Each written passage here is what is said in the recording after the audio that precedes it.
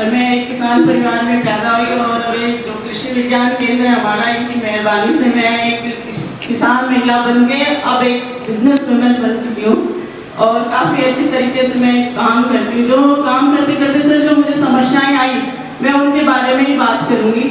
Sir सबसे पहले तो एक महिला होती है, जो किसान महिला होती है, उसका कुछ अपना होता नहीं, बराबर काम करती है खेत में, लेकिन ना तो उसके नाम जमीन होती है और ना कुछ होता है। तो जो हमारी योजनाएं हैं जो महिलाओं को मिलती है, जैसे लोन लेने वाली हो तो इन योजनाओं को इन शर्तों से अलग किया जाए ताकि एक महिला अपना लोन लेके काम कर सके।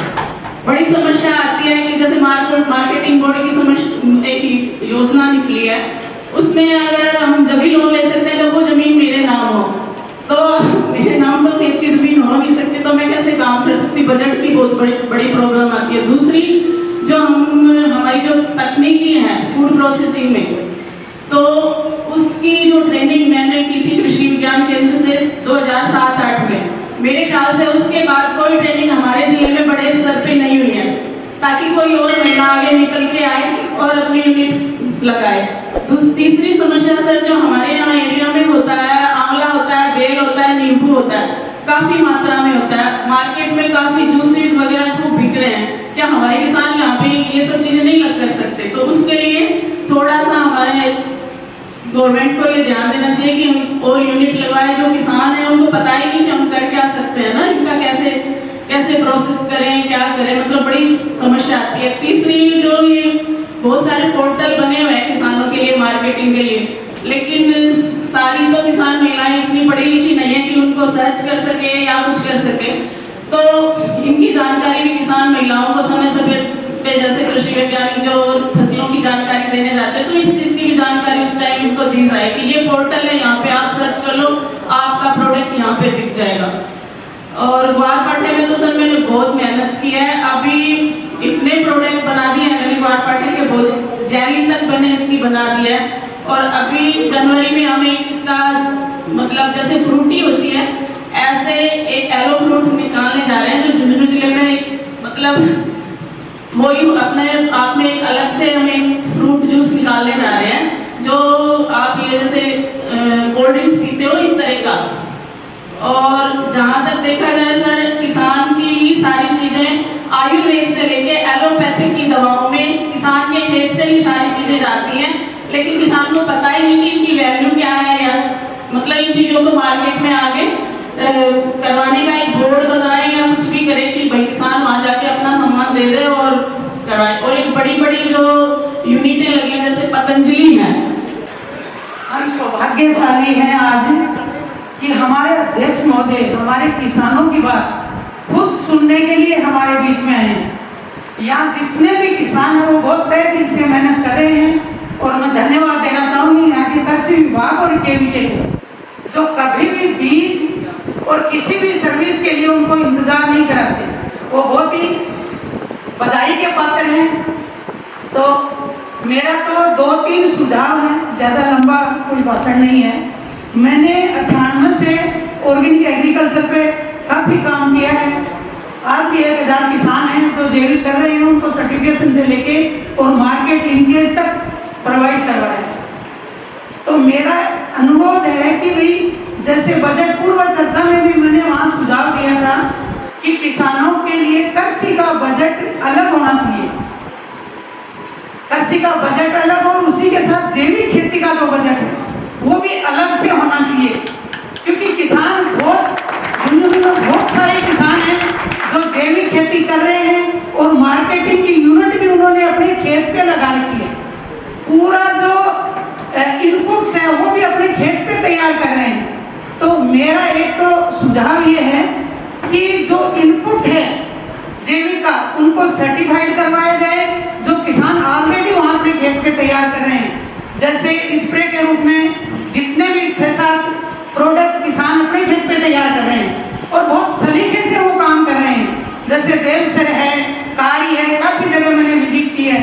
तो एक अनुरोध है कि जैविक का जो भी इनपुट है उसको सर्टिफाइड करवा के जो अपन यूरिया डीएपी जितने भी केमिकल जो दे रहे हैं उसके साथ जैविक इनपुट भी साथ में क्रय विक्रय विभाग में रखा जाए ताकि किसानों को सुविधा अनुसार जैविक खेती करने के लिए सपोर्ट मिल सके।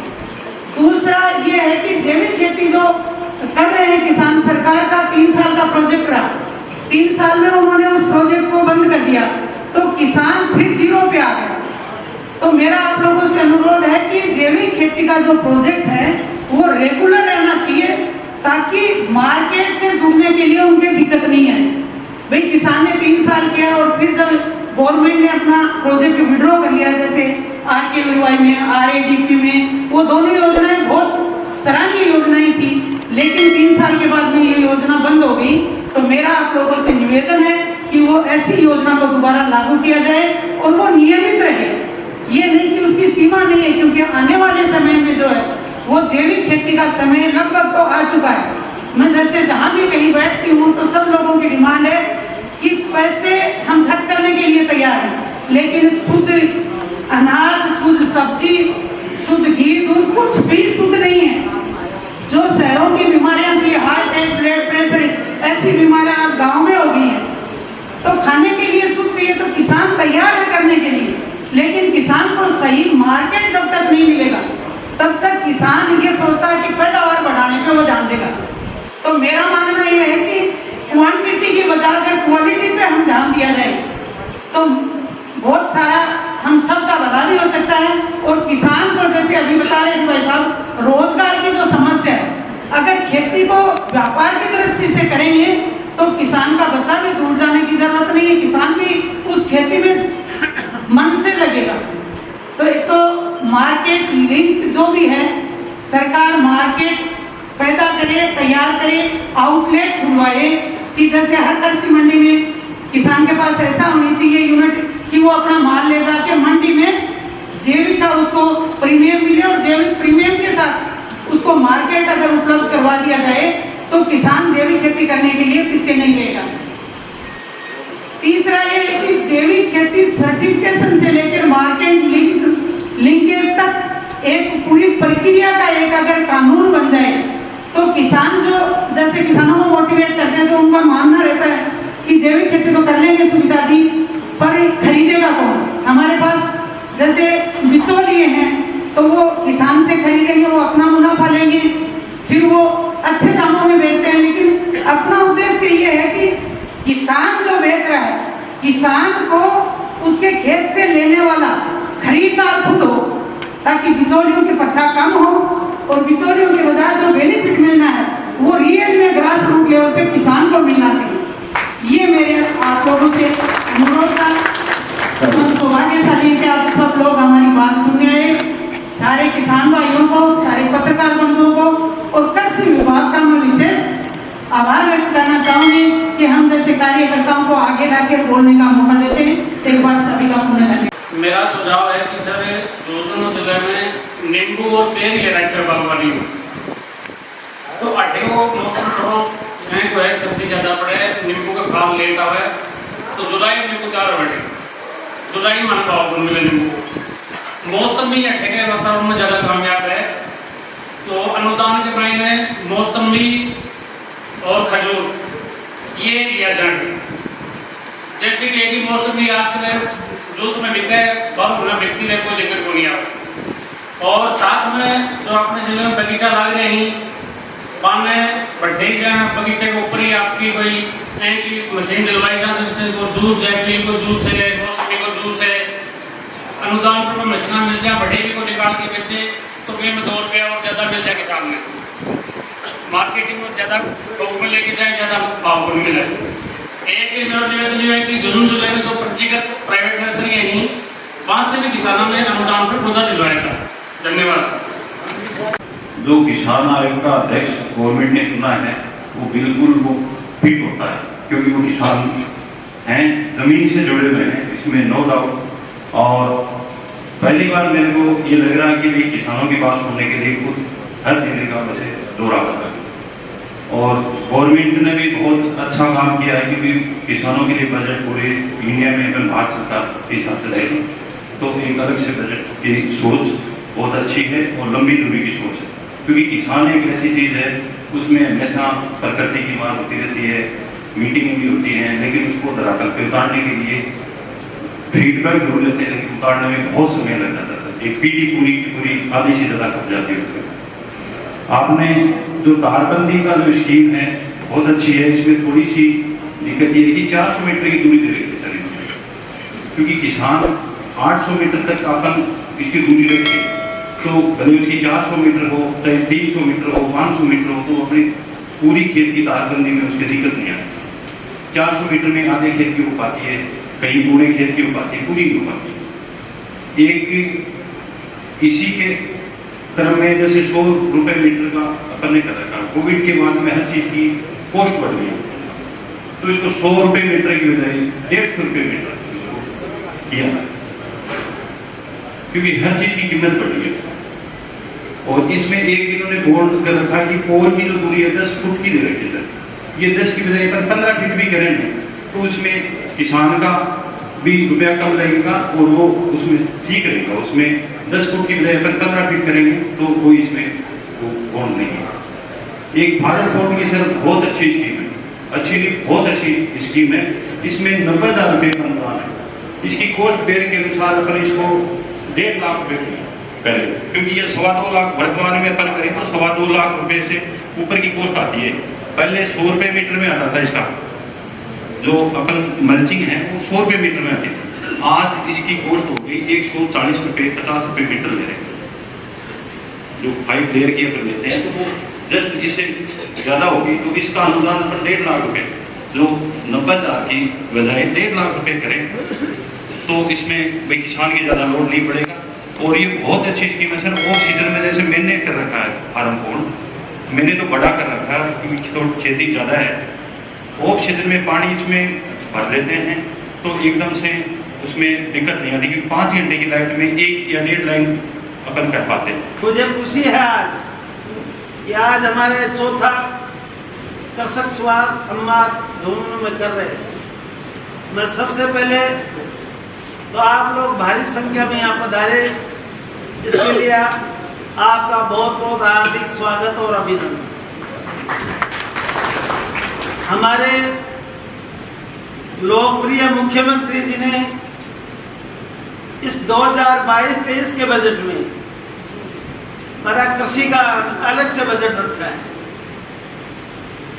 उनकी इच्छा है कि हमारे प्रदेश का अन्नदाता जिसकी क्या समस्या है उन समस्याओं के बारे में आप पता लगाएं और बजट से पहले आप हमें बताएं, जिससे हम किसानों की समस्याओं का समाधान करें। किसान को अन्नदाता का है और हिंदुस्तान कृषि प्रधान देश है। हमारे देश की अर्थव्यवस्था कृषि पे आधारित है।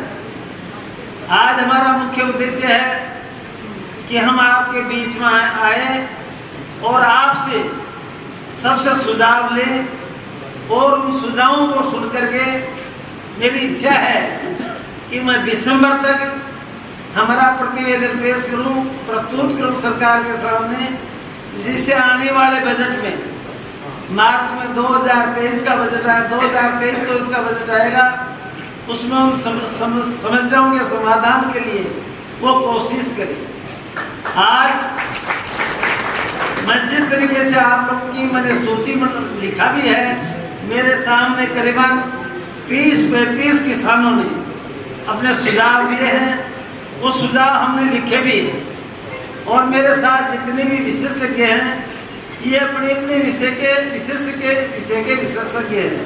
इनसे मैं जब भी जाकर के राय मशवरा करता हूँ और जब भी हम आते हैं तो मैं इनसे पहले ही कह देता हूँ कि अपने विषय संबंधी जितने भी आपके पास समस्याएं हैं, सुझाव आते हैं, उनको आप लिखें और उन समस्याओं का समाधान हम कैसे कर सकते हैं तो वो सुझाव करने और समस्याओं का समाधान करने की कोशिश करें।